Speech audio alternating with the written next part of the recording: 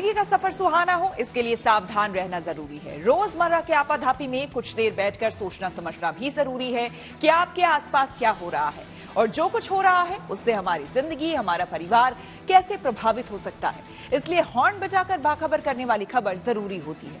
और आज की ये खबर भूलने वाली बीमारी से जुड़ी है जो बड़ी तेजी से युवाओं को अपनी चपेट में ले रही है।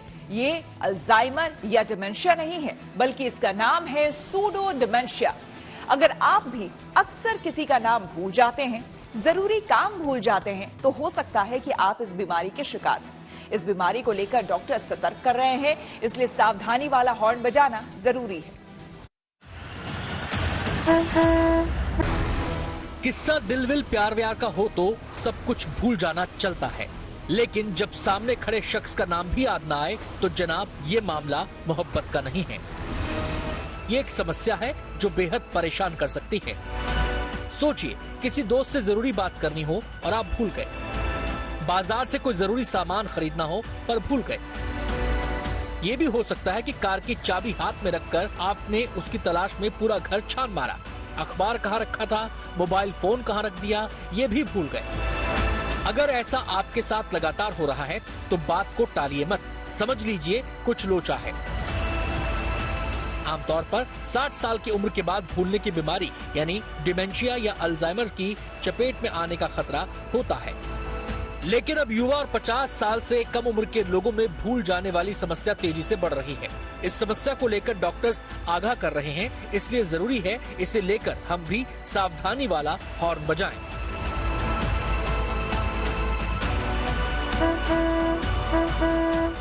सबसे पहले आपको बताते हैं कि छोटी छोटी बातें भूलने वाली ये समस्या क्या है। इस बीमारी को स्यूडो डिमेंशिया कहा जाता है, जो डिमेंशिया या अल्जाइमर से अलग है क्योंकि ये प्रोग्रेसिव नहीं है, यानी इसमें हालात धीरे धीरे खराब नहीं होते और ये युवाओं या 50 साल से कम उम्र के लोगों को होती है। इसकी वजह से एकाग्रता में कमी आती है, साथ ही याददाश्त कमजोर हो जाती है। फिर भी रोजमर्रा की जिंदगी में जरूरी बातों को भूल जाना एक बड़ी समस्या है और चिंता की बात यह है कि स्यूडो डिमेंशिया के मरीजों की तादाद तेजी से बढ़ रही है।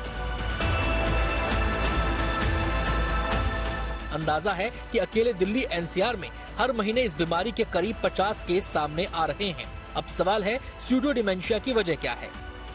डॉक्टर्स के मुताबिक स्यूडो डिमेंशिया की वजह तनाव है। इसके अलावा नींद पूरी न होना, जरूरत से ज्यादा सोचना, मल्टीटास्किंग यानी एक वक्त पर बहुत सारे काम करना और डिप्रेशन यानी अवसाद की वजह से भी ये समस्या हो सकती है। कामकाजी युवाओं में ये बीमारी शायद इसलिए तेजी से फैल रही है क्योंकि करियर को लेकर उन पर ज्यादा तनाव है। तेजी से आगे बढ़ने की होड़ में हर वक्त काम ही उनकी प्राथमिकता बन गया है। काम का बोझ भी ज्यादा है और एक के साथ कई सारे काम भी करने पड़ते हैं, इसलिए फोकस में कमी आती है। नतीजा ये है कि युवा जो देखते या समझते हैं वो परमानेंट यादों का हिस्सा नहीं बन पाता। भूलने की समस्या यहीं से शुरू होती है। तनाव जरूरी नहीं कि प्रोफेशनल ही हो, ये पर्सनल या फाइनेंशियल वजहों से भी हो सकता है। लेकिन एक बात तय है कि तनाव अगर जरूरत से ज्यादा हो तो इसका असर याददाश्त पर पड़ेगा। तब कोई भी स्यूडो डिमेंशिया की चपेट में आ सकता है। अच्छी बात यह है कि इसका इलाज मुमकिन है। काउंसलिंग या थेरेपी से स्यूडो डिमेंशिया को कंट्रोल किया जा सकता है। कुछ मामलों में डॉक्टर दवा भी दे सकते हैं, लेकिन ज्यादा जरूरी है कि लोग इस समस्या पर बात करें, तनाव और अवसाद की गंभीरता समझें और समझाएं, साथ ही दूसरों को इसकी जानकारी देने के लिए हॉर्न बजाएं।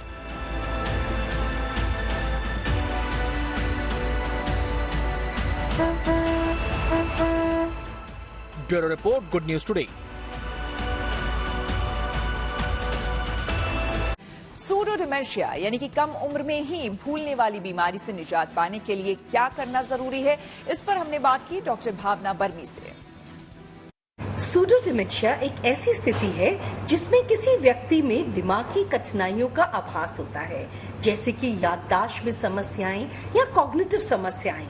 लेकिन ये समस्याएं अल्जाइमर जैसी एक न्यूरोजेनरेटिव बीमारी से नहीं होती, बल्कि ये अक्सर किसी मानसिक परेशानी जैसे डिप्रेशन या स्ट्रेस में आ जाने से आ जाती है। इसके इलाज निम्न तरीकों से किए जा सकते हैं, पर सबसे पहले व्यक्ति एक मानसिक स्वास्थ्य चिकित्सक से जरूर मिले। चिकित्सक पेशेंट की स्थिति का अनुमान लगाकर सही उपचार की सलाह देंगे।